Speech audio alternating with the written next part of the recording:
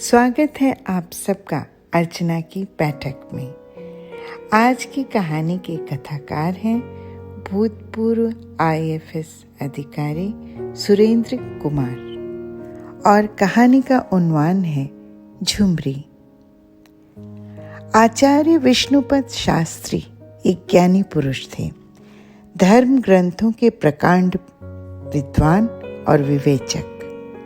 नाम से विद्वता का एहसास तो होता ही था। ललाट पर त्रिशूल के आकार में तिलक और माथे पर सफ़ेद पगड़ी उनके विद्वान होने की विश्वसनीयता में और इजाफा करते थे। घुमक्कड़ प्रवृत्ति के थे वे।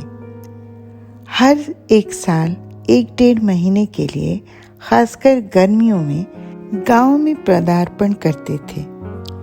किसी एक किसान के यहाँ डेरा डाल देते और बाकी ग्रामीण बारी बारी से एक रोज का सीधा उस किसान के यहाँ भेज देते। सीधा में आधा सेर चावल, पाव भर दाल और आनुपातिक मात्रा में कच्ची सब्जियां भी होती थीं, जो एक आदमी के दिन भर के भोजन के लिए काफी होता था। ग्रामीणों की इन सेवाओं के एवज में शास्त्री जी संध्या समय शिवालय के प्रांगण में प्रवचन, जिसमें मुख्यतः रामायण पाठ होता था, का आयोजन करते। पूरे प्रवास के दौरान रामचरितमानस के बालकांड से प्रारंभ करते हुए उत्तरकांड तक की कहानी चौपाइयों को पढ़ते और उसकी विवेचना करते हुए सुना डालते। ग्रामीणों को यह बहुत ही भाता था। वे बड़ी संख्या में शाम को शिवालय के प्रांगण में जुटते और बड़े चाव से प्रवचन सुनते। सूरज डूब चुका था और शाम का अंधेरा धीरे धीरे गांव में पसर रहा था। शास्त्री जी एक चौकी पर अपना आसन ग्रहण कर चुके थे। 50 के करीब स्त्री पुरुष पहुंच चुके थे और जमीन पर बिछी एक दरी पर बैठ आपस में फुसफुसाकर दिन भर के कार्यकलापों के बारे में बतिया रहे थे। लालटेन जलाई गई, क्योंकि बिजली की रोशनी अभी भी इस गांव से 20 साल दूर थी। रोशनी और धुएं में से कौन ज्यादा निकल रहा था लालटेन से, यह एक विवाद का विषय हो सकता था। लाल कपड़े में लिपटी रामायण को शास्त्री जी ने अपनी झोली से निकाला और सामने काष्ठ निर्मित एक उच्च आसन पर बड़े आदर पूर्वक रख दिया। शास्त्री जी ने थोड़ा खांसते हुए गला साफ किया और अपने श्रोताओं पर नजर फेरी। उनके चश्मे में फ्रेम नहीं था। सुतली के धागों को गर्दन के पीछे बांधते हुए चश्मे को नाक पर बिठाया और पुस्तक को श्रद्धापूर्वक प्रणाम करते हुए कहा, बोलो सियावर रामचंद्र की। ग्रामीणों ने एक कंठ से बड़े उत्साह से जवाब दिया, जय। एक साम्राज्य था किष्किंधा। यहाँ पर वानर जाति का राज था और राजा का नाम था बाली। बाली बहुत ही पराक्रमी और बलशाली था। शास्त्री जी ने इस तरह अपने प्रवचन की शुरुआत की। लेकिन शास्त्री जी, किष्किंधा है कहाँ? छेदी सिंह ने खैनी को अपने मुंह में रखते हुए बड़ी मासूमियत से कहा। शास्त्री जी को किष्किंधा के बारे में ज्यादा कुछ मालूम नहीं था। इस बात की जरूरत कभी पड़ी नहीं थी कि मालूम किया जाए कि किष्किंधा कहाँ है। प्रवचन के प्रारंभ में ही इस तरह का व्यवधान उन्हें नागवार गुजरा। उत्तर नहीं देने की स्थिति में गांव वालों के बीच उनकी विद्वता पर सवालिया निशान भी लग सकता था। बरसों से अर्जित उनकी साख पर बट्टा भी लग सकता था। कुछ माकूल जवाब बेहद जरूरी था। तुमने कभी इस गांव से बाहर कदम रखा है? शास्त्री जी ने प्रत्युत्तर में प्रश्न किया। बस मैं बगल वाले गांव खैरा तक गया था, एक बार एक सांड की खोज में। हमारी उजर की गैया गरमा गई थी और बहुत भुकाड़ मार रही थी, छेदी ने कहा। शास्त्री जी को जवाबी हमले का मौका मिल गया। बोले, तब तुमको मैं बता भी दूं कि किष्किंधा कहाँ है, तुमको कैसे मालूम होगा? किउल तक तो तुम जानते नहीं, चले हो किष्किंधा खोजने। सारे गांव वाले हंस पड़े। छेदी भी अपनी झेप मिटाने के लिए दांत निपोरने लगा। अत्यधिक तंबाकू सेवन से उसके दांत काले पड़ गए थे, लेकिन लालटेन की मध्यम रोशनी में दिखाई नहीं पड़ा। शास्त्री जी से फटकार के बाद कहानी में व्यवधान डालने की किसी की हिम्मत नहीं हुई। उस रात कहानी में मायावी नामक दैत्य से बाली का युद्ध हुआ। मायावी ने अपने भाई दुदुम्बी की मौत का बदला लेने के लिए बाली को ललकारा।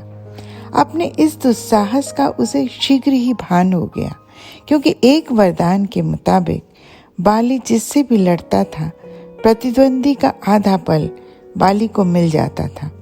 जान बचाने मायावी भाग निकला और एक गुफा में छिप गया।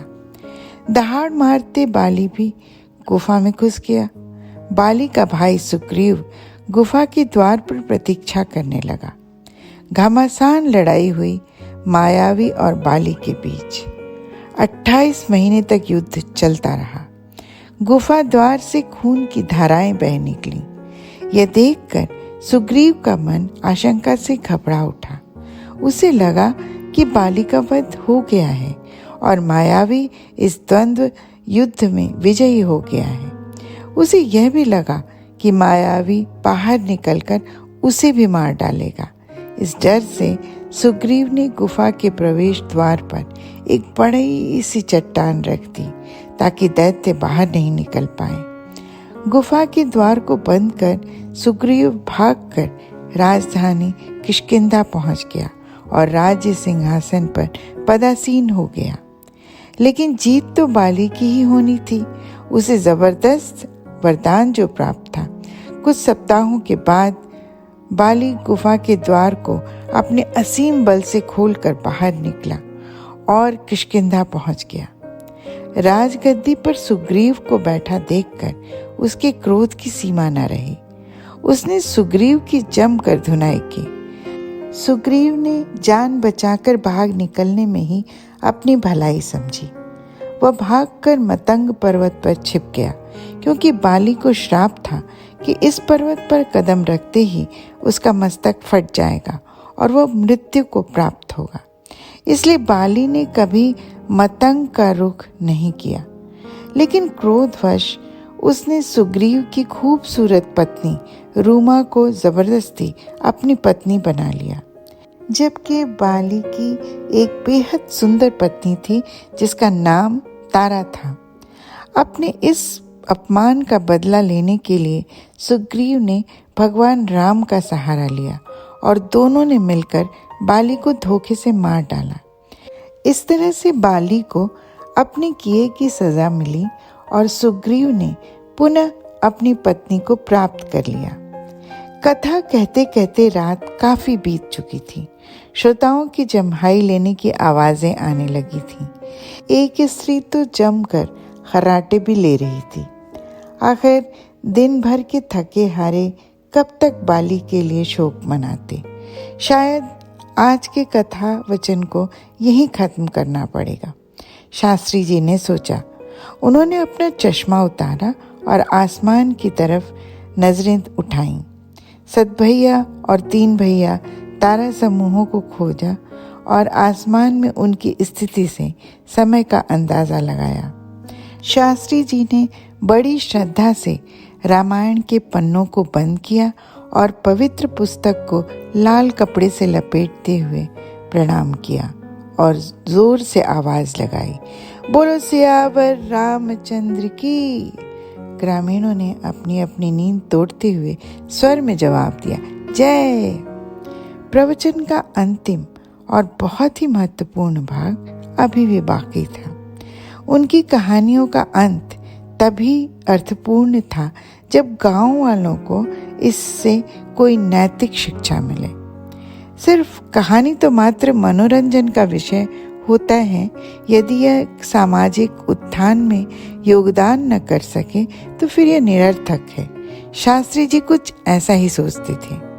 तो मेरे प्रिय यजमानों, आज की कहानी से क्या नैतिक शिक्षा मिलती है? श्रोताओं पर नजर दौड़ाते हुए शास्त्री जी ने पूछा। किसी ने कोई जवाब नहीं दिया, सिर्फ एक दूसरे की तरफ देखते रहे कि शायद कोई आगे बढ़े और अपनी बुद्धिमानी का परिचय दे। लेकिन कोई आगे नहीं आया। सबको मालूम था कि प्रश्न के साथ उत्तर भी शास्त्री जी को ही देना है। इस काम के लिए उन्हें उपयुक्त पारिश्रमिक जो दिया जाता है गांव वालों की तरफ से। थोड़ी देर की चुप्पी के बाद शास्त्री जी ने निष्कर्ष बताया, पर स्त्री गमन बुरी बात है। दूसरे की स्त्री को बुरी नजर से नहीं देखना चाहिए। ज्ञान के इस मर्म को बताते हुए शास्त्री जी ने कनखी से बलेसर और झुमरी की तरफ देखा।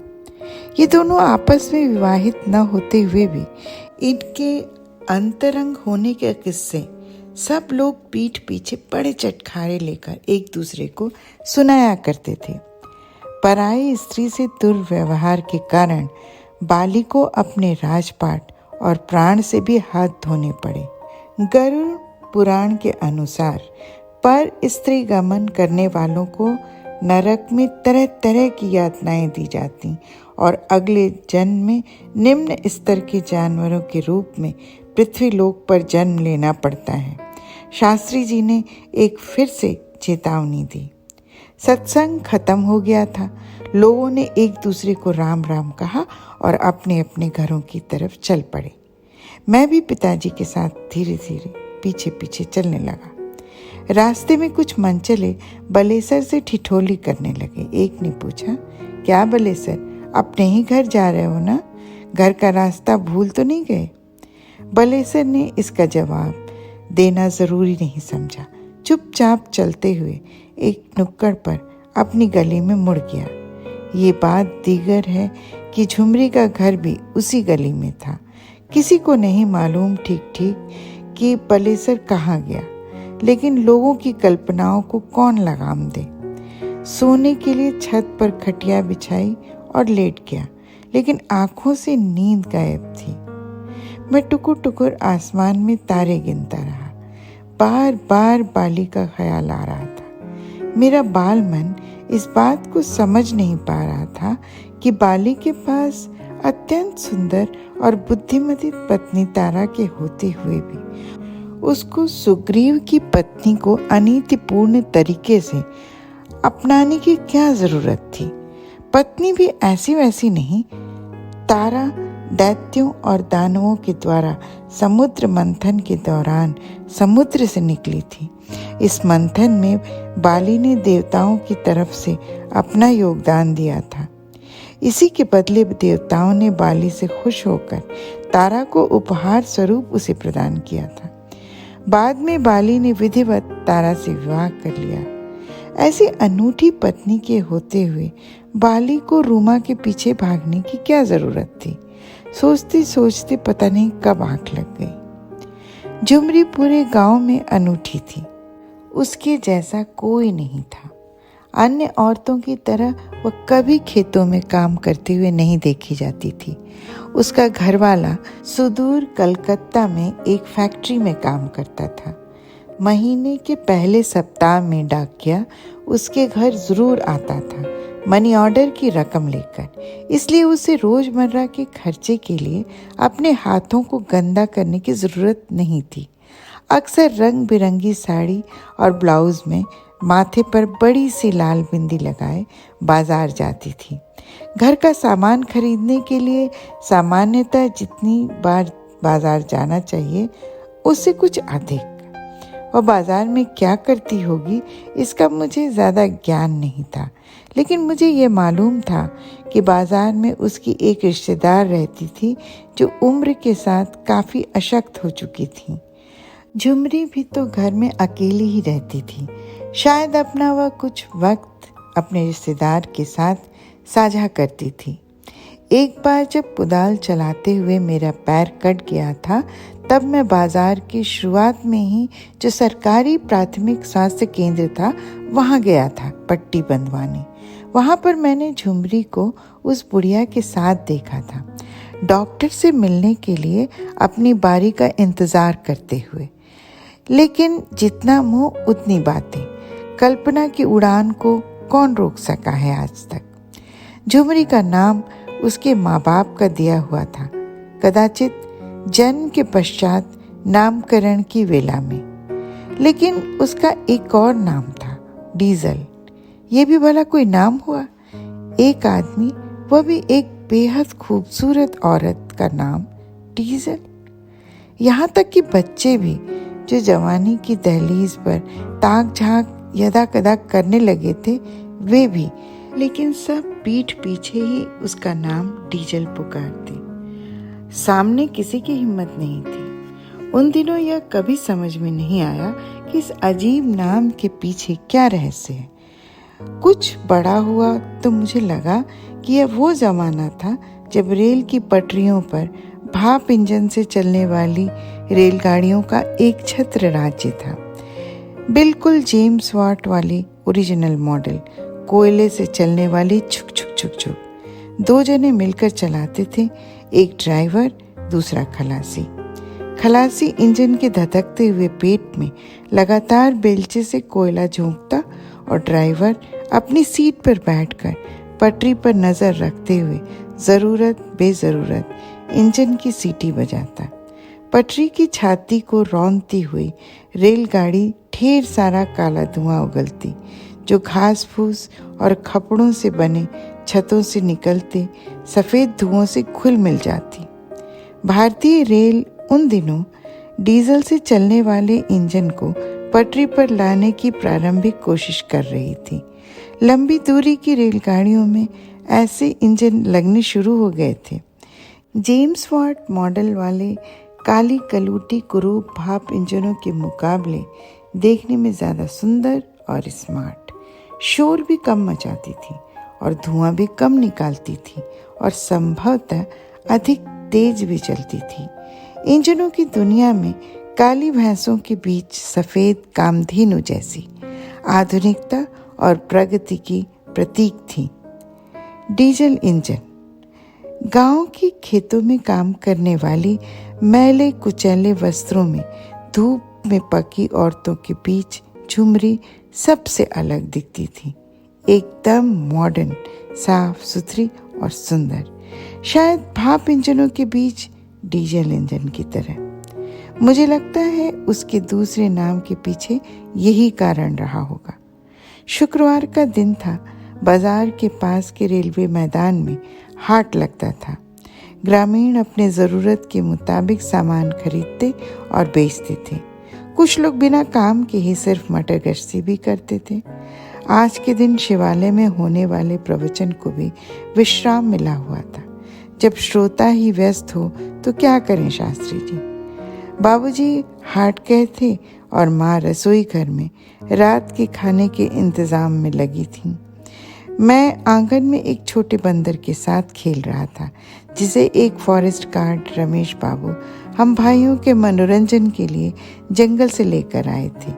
ये रमेश बाबू हमारे बथान पर रहते थे और कभी कभी हम लोगों को अंक गणित भी पढ़ाते थे।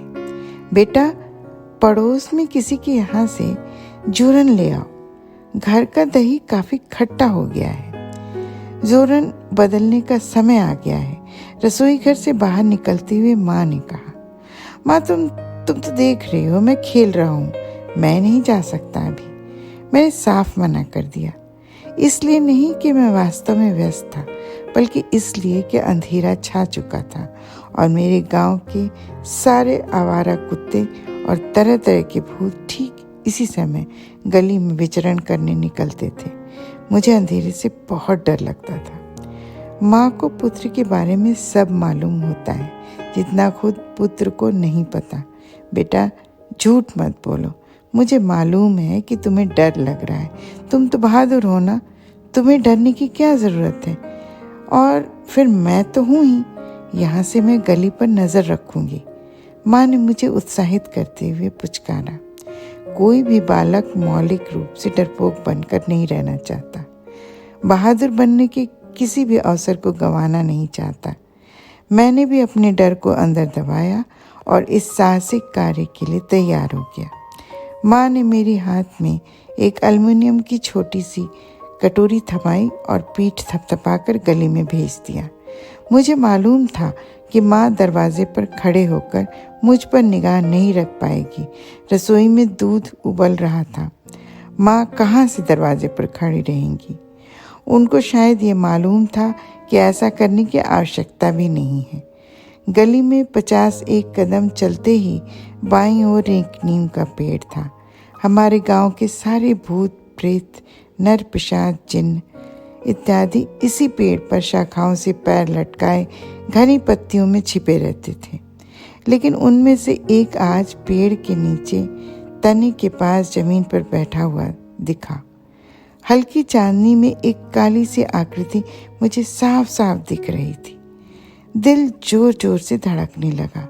एक मन किया कि लौट जाए, लेकिन माँ ने अभी अभी बहादुर बेटा कहा था। उसका प्रभाव अभी तक बरकरार था। जय हनुमान ज्ञान गुण सागर, जय कपीश। मैं हनुमान चालीसा पाठ करने लगा। कहा जाता है कि सारी बुरी आत्माएं हनुमान चालीसा के सामने घुटने टेक कर 9 2 11 हो जाती हैं। लेकिन ये क्या, बुरी आत्मा गायब होने के बदले चलने लगी और भौंकने लगी। तब मुझे लगा ये तो वो कुत्ता है जो पिछले ही साल पैदा हुआ था।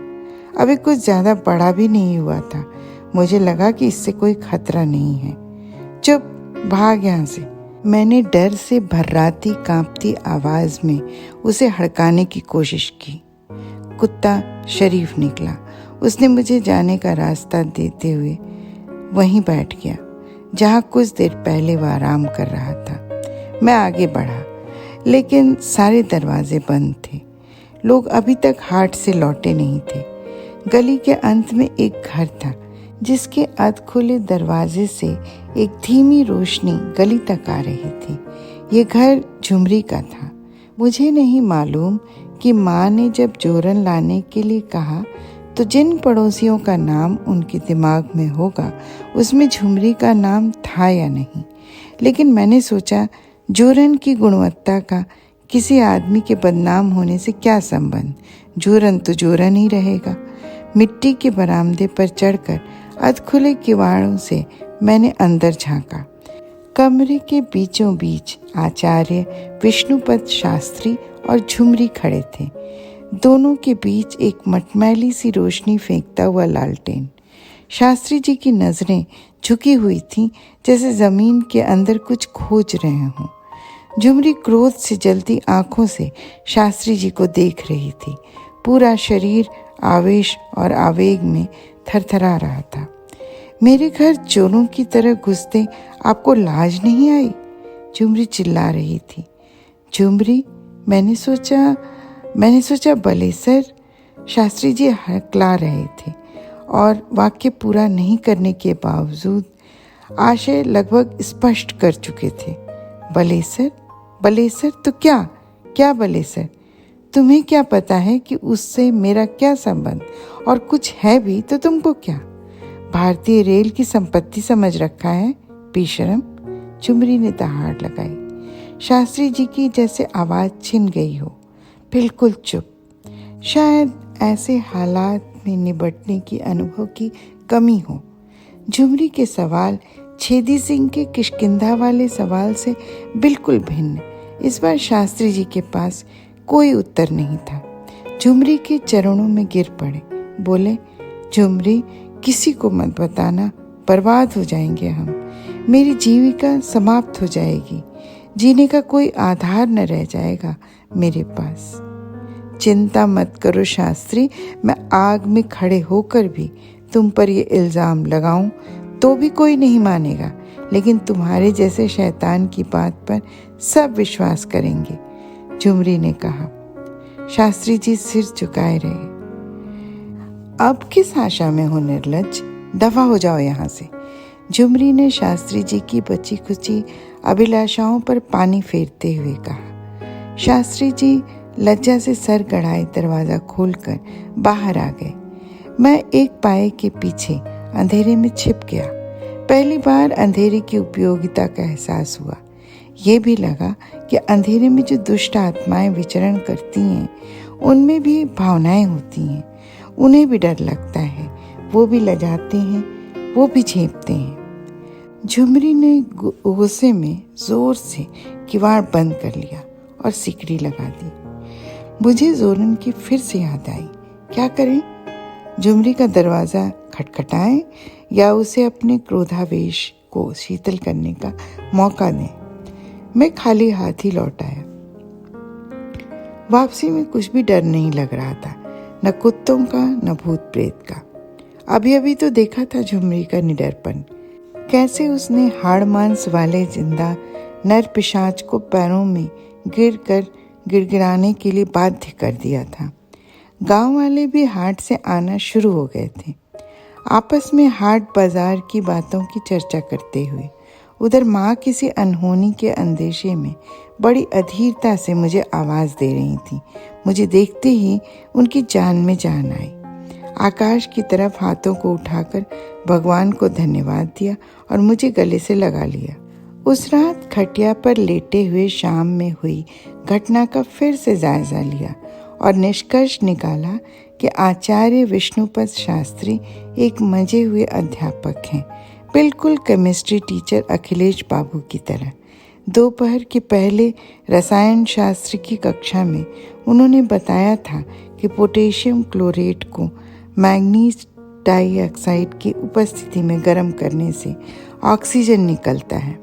फिर दोपहर बाद अखिलेश बाबू सबको प्रयोगशाला ले गए और स्पिरिट लैम्प, प्यूरेट, कांच की नली और बिकर का सफाई से उपयोग करते हुए दिखा भी दिया कि कैसे पोटेशियम क्लोरेट को गर्म करके ऑक्सीजन निकाल सकते हैं। शास्त्री जी ने भी तो यही किया। उन्होंने प्रवचन में कहा था, पर स्त्री गमन बुरी बात है, और ये सचमुच बुरी निकली। पराई स्त्री के चक्कर में वह उपदेशक के उच्च स्थान से गिरकर कैसे झुमरी से अपने जीवन की भीख मांग रहे थे। यही सोचते सोचते आंख लग गई। उस रात झुमरी और रोमा मेरे सपनों में नहीं आई। सब अपनी दुनिया में सुरक्षित सो रहे थे। आपको ये कहानी कैसी लगी हमें भी ज़रूर बताइएगा। नमस्कार, फिर मिलेंगे अर्चना की अगली बैठक।